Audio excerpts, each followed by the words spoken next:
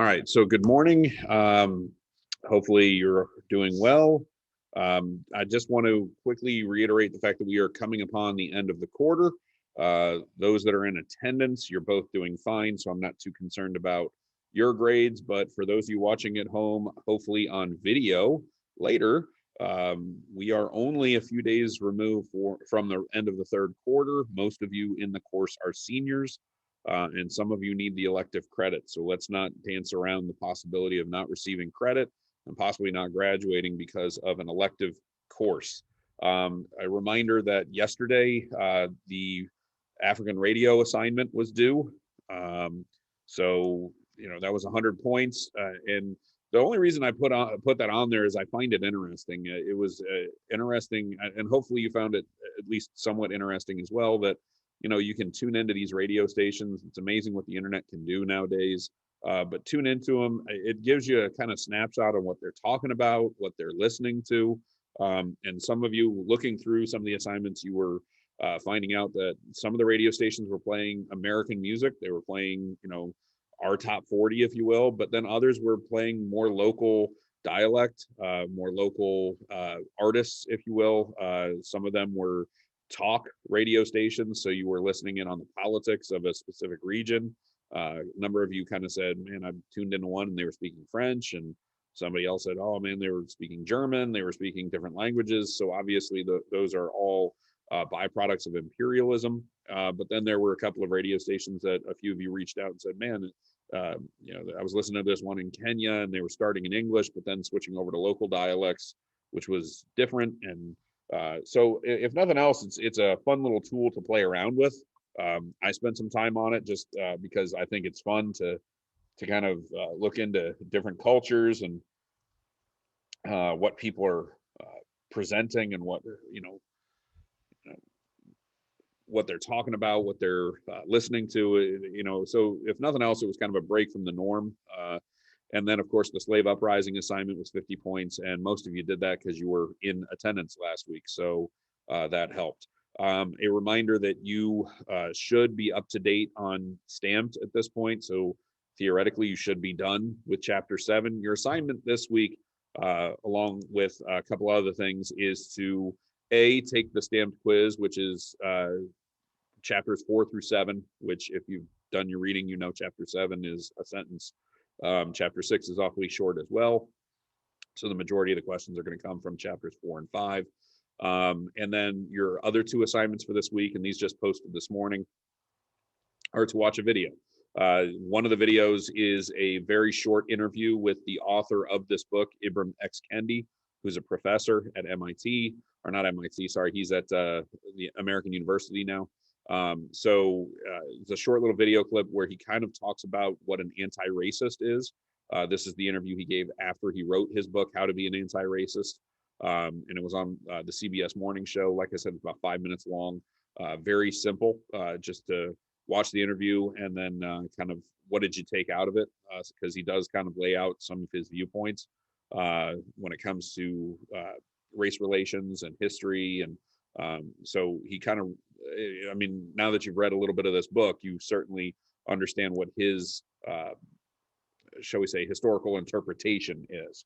So what I want you to do is watch the interview. It should, like I said, the video is 5 minutes, and then write a paragraph. Some of you are skimping on paragraphs here. Paragraphs are at least 5 sentences. Your seniors, you should be able to do that by now. So please make sure you're elaborating a little bit and proving that you actually watched the video and that you spend a little time thinking about this. The other video is a little bit longer. It's about 15 minutes in length. I read this man's book. This man, Professor Stephen Wilder. Craig Stephen Wilder. He's a very interesting guy. And his book called Ebony and Ivy, I should say, is a book where he kind of attacks the Ivy League. The Ivy League, for those that may not recognize the Ivy League is Harvard, Yale, Princeton, Dartmouth, Columbia, the very old institutions, universities, if you will, that kind of dotted the landscape during the early stages of America. Harvard is our oldest institution when it comes to higher learning. Yale's pretty close behind it. And these are the schools that are very elite. These are the schools that graduate our Supreme Court justices. Many of our legislators go there. Many of our presidents are graduates from these institutions. But he goes after them and says, these schools have a tradition of not only, graduating greatness, if you will, but also being very complicit in the slave trade and being very complicit into the agreements and the compromises that allowed for slavery to continue inside the United States. And if you read the book, it's a pretty damning, kind of case against these institutions, that they turned a blind eye towards, the institution of slavery and kind of allowed it to continue, and in many cases kind of supported it, because he goes after not only the fact that slave owners were students at these institutions, and that a lot of slave money went to these institutions, both in tuition and in endowments, but he also kind of points out the fact that their teaching almost kind of embraced slavery as, well, this is just part of our culture, this is part of our economy, this is who we are type mentality, all the way up to and through the 1900s and the 20th century. So he really kind of paints the picture of how these institutions really were part of the problem. And his interview is very brief. It's not, he's not going to go into all the details from the book or anything, but it's a book talk, and he is talking a little bit about how these institutions did have something to do with not only the support of slavery, but the continuance of slavery as well. So again, the video is a little bit long. It's longer, I should say. It's about 15 minutes in length. And I want you to do a journal question off of that. So those are your three assignments: the quiz and the two video journals, if you will, for the week. So those are your three assignments for the week. And then you also need to keep up with your reading. We are going to kind of ramp up a little bit more on Stamped. So Stamped chapters 8 and 9. So I would ask you to read chapters 8 and 9. We are getting into the founding fathers now a little bit more in depth. So up until chapter 7, we've been talking about colonial America. Now we are in the United States. We have transitioned. The backstory to set this up is that we have declared independence. We have become the United States of America. And so now we're focusing on Thomas Jefferson and the early stages of the Republic. So this should kind of link up with a lot of the stuff you read about last year in government, and of course in 8th grade when you were talking about the early stages of the United States. So next week we'll kind of have a longer talk about Jefferson. We'll talk about whether or not he's a hypocrite, and we'll try be a little bit more discussion based next week. So that being said, looking forward, most of you, like I said, are seniors. For those of you that don't know, May 7th is your last day. So May 7th is fast approaching, because obviously we're on March 3rd right now. So you're about 2 months away from graduation. You have, of course, your spring break mixed in there as well. So in reality, you only have about 7 weeks of school left total.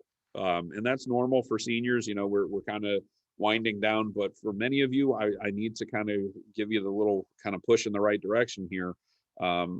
It shouldn't just be, it should be obvious by this point. Finishing off the year is very important for many of you, and not just for graduation purposes. Some of you are looking towards possibly going to college, and I'm sure you're well aware of how expensive college can be. And so that being said, I want to make sure you understand that, like, finishing off this year, you may have already gotten accepted to institutions. You may already have a laundry list of colleges that you're looking at, but as somebody that used to work in an admissions office, I will tell you, we may admit you to the university, but the financial aid is not done and completed until after your senior year is completed, because we're not going to offer you financial aid until we are absolutely certain that A, you have graduated, and B, what your GPA and class rank were. So it is vitally important for you to finish off your schooling as strong as possible, even for those that are kind of like, well, I'm not sure if I'm going to go to college. Even if you decide to go to college, a few years from now, maybe you go into the military and then transition into college, they're going to look and see your whole performance within high school. And if your high school performance was, A's and B's all the way through, and then you kind of tank the very end of your senior year, that's going to hurt you. And it may not hurt you for admission. You may get admitted, but you may not get, you may apply for grants and loans, and they might have given you $10,000. Now they're only giving you three, because again, they're looking to see consistency. They're looking to see how you finish. So please resist that urge. I know that the sun's out and it's going to be about 60 degrees, and we're starting to see more of that spring weather, and that terrible disease known as senioritis is going to start creeping into existence, where you're going to start feeling, hey, I don't really want to participate. I really don't want to do anything. You're going to need to kind of fight that urge. You're going to really need to fight through that. Now in this course, like I said, is mostly kind of just effort based. And those of you on the call right now, most of you are doing just fine when it comes to the effort. I'm not worried about you guys. But at the same time, the fear is that some of you are going to get that disease and just go with it. And that's a dangerous proposition to kind of fall into. So please fight that urge and try and complete the work as we're going through, especially for all of you, your English, because your English class is, at least for most seniors, the one class that can prevent you from graduation. So finish strong. Most of you, I think, have Gillian. You better finish strong with Gillian. Gillian should be your best friend for the rest of the year, quite honestly. Keep him close and keep him on speed dial to make sure everything is done in his class, to make sure that you don't stumble right before the finish line here. Moving forward, I said next week we're going to be more discussion based. Here's the thing about next week. Next week on the 10th, the staff is going in for their second round of vaccine. So the chance of us having a Zoom call next week, we may or may not. I will announce on Google Classroom as soon as I know whether or not we're going to have a Zoom call next week, just so you're not, kind of confused as to whether or not, because let's be honest, most of you probably want to, if I'm going to cancel, you'd want to know that ahead of time so that you can, not set your alarm so early. And again, I appreciate those of you that are on right now. Next week's kind of a crazy week anyway, because the juniors are coming in on the 9th for their ACT administration. Again, if you're a junior, that matters to you, but if you're a senior, you really don't care. You did that last year. So next Tuesday is kind of crazy. And next Thursday, there is no school because the staff will be recovering from their second dose of the vaccine. So next week's just kind of nuts. And then the 12th, there's no school because of in-service. So that whole week's just kind of nuts and screwy. So again, I'll still be on email regardless. So if you have any questions over any of these assignments, that's fine. But the end of the quarter is next week. So quarter 3 ends on the 11th, and then we start quarter 4 the next week. And like I said, the quarter 4 is going to be really short for seniors, as you are all out on May 7th. So the course kind of wraps up pretty quickly. We will start amping up our readings and stamped. So, I'll post them kind of more in advance to give you time to read it, if you will. Quite honestly, I'm going to put in the different weeks and I'm going to try and make a calendar for you. I at least have it written out, but I have to type it out for you just to give you an idea of when things are due, so you can plan ahead. A reminder, your spring break is April 2nd through the 9th. So basically Good Friday through Easter weekend, and then the week afterwards. And then you come back, and you seniors at that point, right after spring break, will have a whopping 4 weeks of school remaining. That's it.